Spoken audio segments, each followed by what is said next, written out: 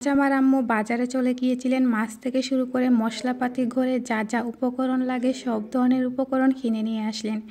যেহেতু ঘরে কোনো ধরনের বাজার ছিল না, তাই আম্মু সকাল সকাল নাস্তাটা সেরে চলে গিয়েছিলেন।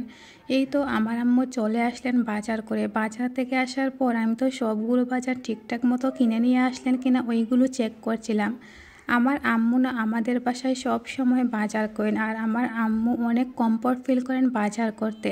আমি যা যা লিস্ট লিখে দিয়েছিলাম সবগুলো ঠিকঠাক মতো কিনে নিয়ে আসলেন। অন্যদিকে আমি সবজিগুলো ঢেলে রেখে দিচ্ছিলাম। এই সবজিগুলো দেখে তো খুব বেশি ভালো লাগতেছিল, আর আমার ছেলে অনেক বেশি খুশি হয়ে গিয়েছিল যে ওর নানু ভাই ওর জন্য কিনে আসলেন। আম্মু যখন বাজারে যান আমার ছেলের জন্য আলাদা করে অনেক কিছু নিয়ে আসেন। আর অন্যদিকে আমি মাছগুলো দেখছিলাম যে ওইগুলো টাটকা না নরম ছিল।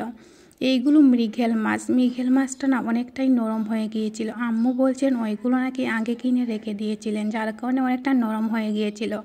আর আমি তো আনার সাথে সাথে আমি ঢেলে রেখে দিচ্ছিলাম। আম্মুকে বললাম, আম্মু তুমি মাছগুলো কেটে দাও আর আমি রান্নাটা বসিয়ে নেব।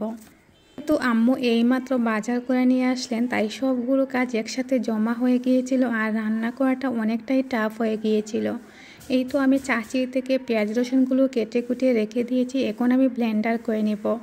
আর আমাদের বাসায় সব সময় পেঁয়াজ রসুনগুলোকে আগে থেকে ব্লেন্ডার করে ফ্রিজে রেখে দেওয়া হয় যাতে কিছুদিন চলে যায় আর রান্না করার সময় কোনো ধরনের ঝামেলা না হয়।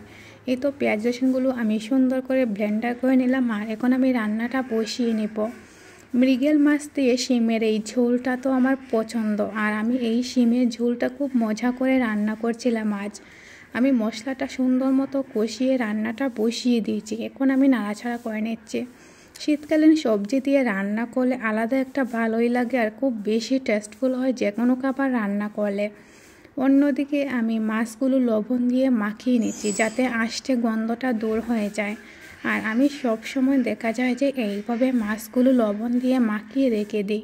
এই তো লবণ দিয়ে মাখানো হয়ে গেলে আমি ধুয়ে পরিষ্কার করে দিয়ে দিব শিমগুলো সেদ্ধ হওয়ার পর। যেগুলো আমার সেদ্ধ হয়ে গিয়েছে, সেদ্ধ হওয়ার পর এখন মাছগুলোও দিয়ে দিচ্ছিলাম। আসলে যে কোনো ধরনের সবজি তরকারি রান্না করলে সবজি থেকে যে পানি বের হয় ওই পানি দিয়ে যখন সেদ্ধ করা হয় তরকারিটা কিন্তু আলাদা একটা টেস্টি হয়। আমি একটু নাড়াচাড়া করে নিচ্ছিলাম মশলার সাথে ভালোভাবে যাতে মাছগুলো ঢুকে, যার কারণে নাড়াচাড়া করে দেওয়া। এই তো আমার রান্নাটা প্রায় শেষের দিকে, আর রান্নাটা হয়ে গেলে তো আমি খেতে বসে পড়বো। তো গাইজ, ভিডিওটি ভালো লাগলে অবশ্যই লাইক কমেন্ট শেয়ার দিতে ভুলবেন না। এখন আমি প্রয়োজন মতো ঝোলটাও দিয়ে দিলাম আর সাথে দিব ধনিয়া পাতা। রান্নার লুকটা দেখেন, জাস্ট ওয়াও। আজকের মতো এখানেই বিদায় নিচ্ছি। সবাই ভালো থাকবেন, সুস্থ থাকবেন। আল্লাহ হাফেজ।